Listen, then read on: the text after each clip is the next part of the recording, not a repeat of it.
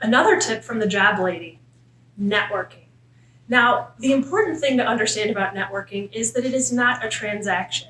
This is the cultivation and maintenance of relationships, which takes time. It may take years for something to show up as a result of networking. And again, the point of networking is not to get the thing, the job, the whatever. It's about the relationship and the quality of the relationship that eventually gives birth to wonderful dividends.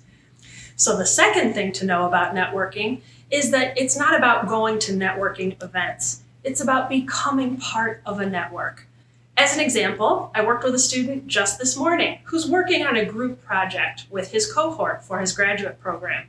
And a friend of someone in that cohort came to speak to the group working on the project last night.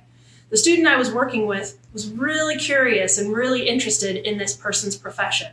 I said, drop him an email, thank him for coming, ask him when he has 30 minutes and he could talk to you about his job and his path. So it's really about asking for guidance and advice in developing that relationship. I promise, networking will pay off for you. Good luck.